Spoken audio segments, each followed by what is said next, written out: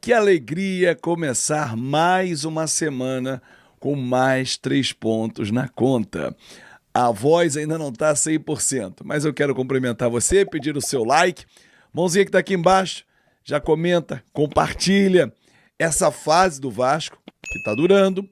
8 jogos sem perder, somando Copa do Brasil, Campeonato Brasileiro, 5 vitórias, 3 empates, reforço chegando ao Rio de Janeiro, outros reforços para serem anunciados. Hoje fecha a janela. Vamos falar sobre tudo isso e muito mais aqui no nosso Café Vascaíno. Torcedor, que tempos distintos ontem em Salvador. Acompanhei depois a entrevista coletiva do técnico Rafael Paiva, da sua escolha de colocar 4 atacantes, sendo um centralizado, que foi o Verratti, 3 jogando na segunda linha, atrás do atacante Verratti, tentando furar o bloqueio defensivo, que foi muito bem armado pelo Carpini e conseguiu neutralizar o Vasco. David ora por dentro, ora por fora, o Ryan por dentro, ora por fora, enfim, ele tentou, mas não deu certo. Entendo que o Paiva demorou um pouco a mexer no time, poderia ter mexido até no primeiro tempo, mas ele veio com a explicação de que o Payet, que vinha jogando os últimos jogos com muita intensidade e muita minutagem, e o Vasco não pode perder o Payet. E aí ele achou por bem colocar só no intervalo. Aí, no intervalo, é outro time. No primeiro tempo, por exemplo, torcedor, foram 14 chutes, 14 finalizações do Vitória, contra 2 do Vasco. Com 6 minutos do segundo tempo, o Vasco tinha finalizado 3 vezes, e 3 no alvo. Foi outro time, foi outra intensidade. O Verratti produziu muito mais, ele não ficou encaixotado. O Rafael Paiva lê bem o jogo. Ok, é uma virtude dele. Porém, algumas alterações, elas podem não dar certo.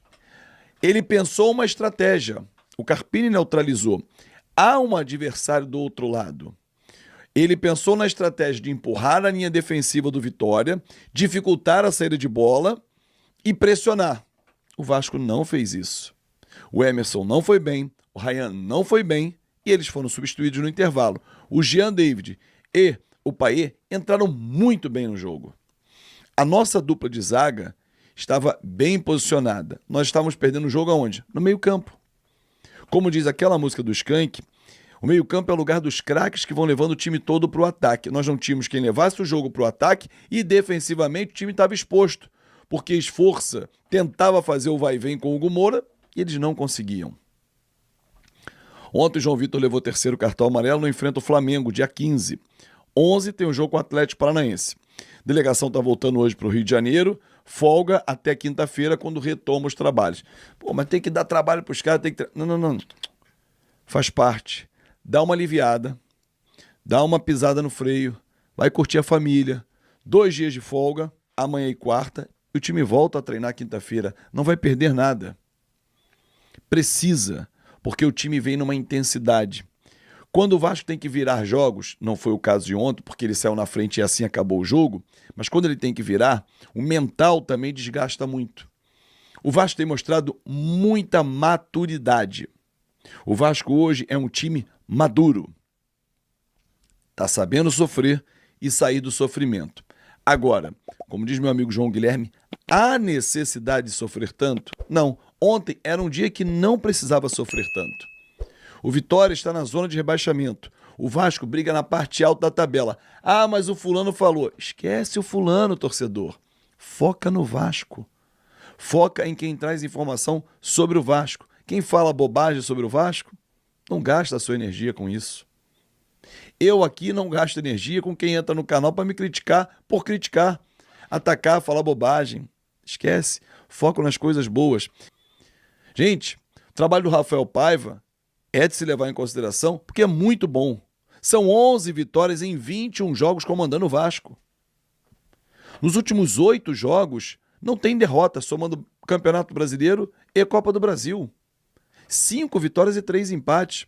O Vasco estabelecido no G8 da competição, olhando para cima, mirando Bahia, mirando São Paulo, mirando Cruzeiro. E depois, na Copa do Brasil, jogando pelo empate, fora de casa com o Atlético Paranaense, que não tem sido um grande mandante.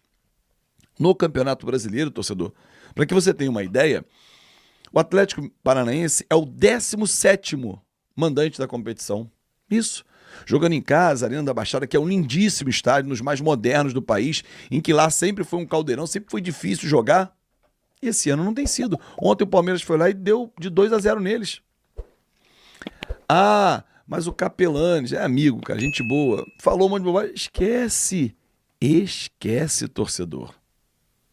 Foco no Vasco.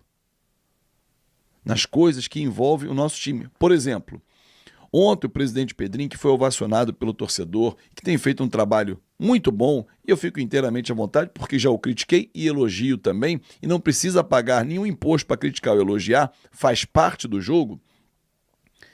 Ele fechou a contratação do meia suíço, Maxime Domingues. Conhece, Azevedo? Não. Você conhece? Também não. Mas o scout foi lá, buscou e foi aprovado pela comissão técnica, pela diretoria. Vem do Gil Vicente, tinha mais 2 anos de contrato, fecha 4 anos de contrato com o Vasco. Atua pelo lado direito, ótimo. Paes joga pela esquerda, 2 meias. Ainda tem o Coutinho, ótimo. O Vasco precisa de jogadores de qualidade. Ah, mas tem muito gringo no elenco. O Paiva que se vire. O Paiva que se vire para escalar. Você pode escalar 9 num jogo? Ontem quem jogou de estrangeiro? Quem estava no jogo? Esforça titular. Verrete titular. No time que começou jogando, Emerson Rodrigues, 3. Deixa eu ver se eu estou esquecendo alguém. Não. No banco, Galdames, Payet, 5. Acho que não esqueci mais ninguém. Rojas, 6. Ok. Você pode levar 9? Não tem problema nenhum, gente. 0 problema. Vamos tocar o barco. Jogador bom tem que estar no Vasco. E o Vasco está buscando outros. Hoje fecha a janela. Eu vou pegar mais informações para fazer um vídeo sobre esses atletas. O Vasco está fechando com Luan Pérez e também com o zagueiro Ian Glavinovic, argentino, 23 anos, do News Old Boys. São reforços que estão chegando. Qualificaram o nosso elenco. Que é bom. É bom. É um elenco nota 6,5, 7. Mas tem um fator nesse elenco que me chama muito a atenção. A entrega e o respeito à nossa história.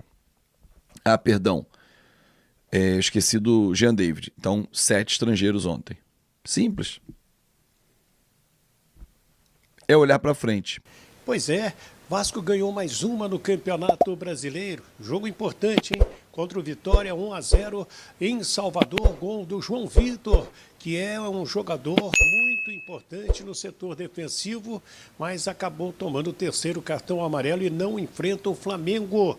Mas estou aqui para trazer o técnico do Vasco, Rafael Paiva. Chegou a 11 vitórias no comando dele, do Vasco da Gama, e ele analisa inicialmente. Vasco fez 1-0, poderia ter feito mais gols para não sofrer tanto no final. Como que você analisa isso, Rafael?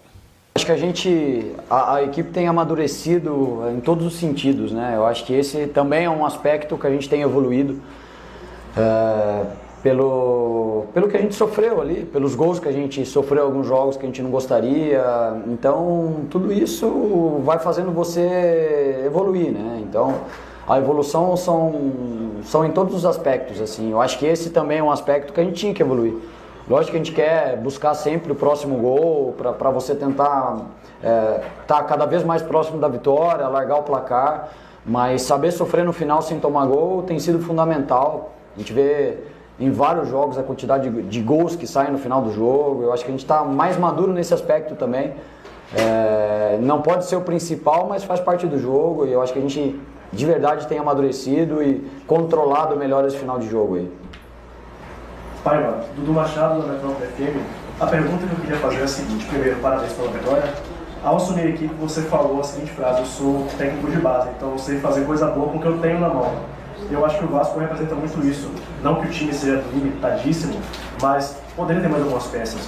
E a pergunta que fica é a seguinte: com os desfalques agora, o Adson com a cirurgia, o Estrela, que subiu mais um da base, mais uma descoberta, Coutinho agora que vai voltar, dentre outros como Jair e Paulinho, que já estão fora desde o início do meio do ano, o que tem hoje realmente dá para esse Rafael Paiva da base criativo levar o Vasco para a Libertadores, seguir firme na Copa do Brasil, talvez sonhar com um título? Dá para conseguir realmente fazer isso com o que tem em mãos? Boa noite.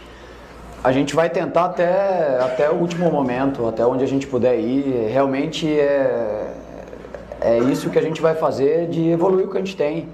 Eu sempre falo que a parte das contratações não é comigo, com Marcelo, Pedrinho, Felipe.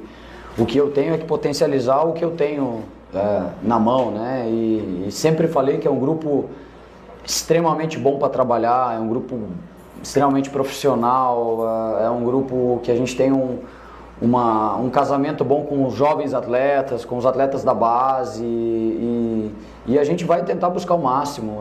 É um grupo que vai lutar a todo instante, a gente nunca vai dar desculpa do resultado, do jogo, porque a gente acredita muito no que a gente tem que acreditar e eles estão dando a resposta, a gente tem que dar o voto de confiança porque a gente está conquistando coisas grandes, né? A gente vem aí do 7º, 8º jogo sem perder, nos últimos 6 jogos são 5 vitórias, então a gente tem que dar os parabéns para o grupo pelo tudo que eles estão fazendo e a gente vai tentar melhorar sempre com o que a gente tem na mão. Boa noite, Luiz Guilherme do Beijão aqui. Eu queria que você pudesse comentar aquele lance polêmico do antijogo do Vitória. Eu acho que você pudesse comentar o que você achou do lance e sua opinião, claro, né? Boa noite. Que teve um lance idêntico no primeiro tempo, né? Que eles jogaram a bola para fora e a gente deu o lateral para eles, né? A gente repôs a bola na posse, era deles e a gente esperava a mesma coisa, né? E ali, final do jogo, eu sei que os nervos estão à flor da pele, mas a gente não pode perder sempre a essência do jogo, a essência da lealdade até o final e isso irrita um pouco os jogadores, né? Acho que faz parte ali, a gente não gostaria de tomar os cartões que a gente tomou, é muito difícil controlar num lance desse, né? Mas pela regra o Vitória também não é obrigado a dar a posse e a gente também sabe disso e enfim, o mais importante é a vitória. Acho que é um lance ali realmente que deixa tudo à flor da pele ali, mas o mais importante é a vitória. Paiva, boa noite. Antônio Jacques do BTV Esportes. Só queria falar sobre o Paiva. Ele entra no jogo hoje, o Vasco dá um ânimo maior ali, dá uma aumentada no ritmo. Queria que você falasse da importância desse jogador para o elenco do Vasco. O Paiva é extremamente importante para a gente, né? E ele vinha de uma sequência que ele iniciou os jogos e foi até quase o final de vários jogos seguidos e a gente não pode correr nenhum risco de perder o Paiva, porque ele realmente é um jogador que faz muita diferença técnica. Então hoje a gente tomou a decisão de poupá-lo ali no início do jogo, mas a gente sabe que quando ele entra, tecnicamente o nosso nível melhora e uma pena aquele gol ali não ter entrado, né? Demonstra a qualidade que ele tem, a facilidade que ele tem de fazer as coisas e realmente, sempre falei, né? O Paiva tem jogado mais feliz, tem estado mais feliz, treinado mais feliz, isso é o mais importante pra gente porque ele faz muita diferença. Com essa situação do 7-7, 7, enfim, todo esse tumulto todo, e hoje o Pedrinho meio que assumiu o Vasco da Gama, conseguiu toda essa situação. Como é que é estruturar o time dentro de campo, não deixar, a gente sabe o que acontece, mas tem treinador que consegue fazer com que da linha lateral para dentro, nada de crise política, nada de crise econômica esbarre dentro do time, e você está com isso na mão. Como é que é controlar isso tudo e realmente, como o colega falou, fazer com que o Vasco dê uma arrancada enorme, dentro, não só na Copa do Brasil, mas também no Campeonato Brasileiro?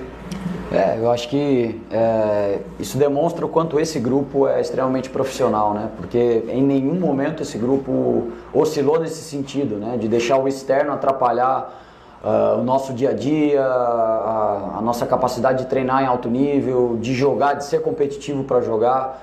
Então isso é mais uma forma de demonstrar realmente o grupo que a gente tem, assim, que é um grupo muito profissional.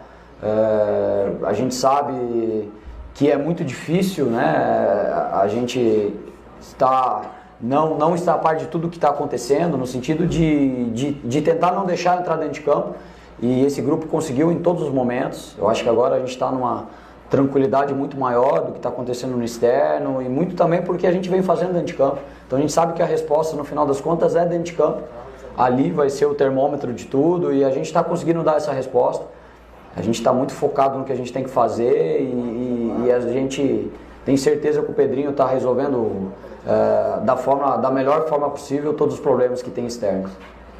Rafael, boa noite. Aqui, Marco Vasconcelos do canal Atenção Vascaínos.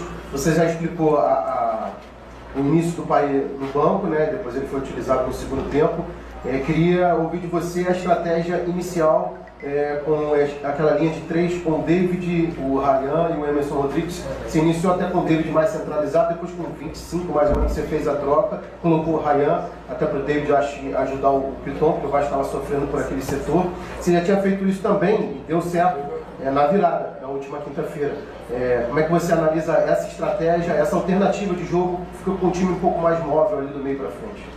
É isso, a gente tentou ter mais jogador no entre linhas, né? A gente sabia que o Vitória ia tentar nos pressionar e a gente queria ter ao mesmo tempo de ter profundidade, de empurrar a linha de 4 do Vitória para trás, a gente gostaria de tentar jogar no entre linhas, né? Só que o Vitória encaixou muito bem a marcação ali, transitou muito forte. Eu acho que esse foi a maior dificuldade que a gente teve no primeiro tempo, de controlar a transição do Vitória, né? Muito forte, jogadores muito potentes pelo lado, e daí a gente teve que correr muito para trás, né? A gente não conseguiu ter o controle do jogo que a gente gostaria, né? De tentar chegar mais ali nas costas dos volantes do Vitória para a gente conseguir atacar a profundidade depois. Acho que a gente até conseguiu em alguns momentos, algumas trocas de passes ali, mas não da forma que a gente gostaria.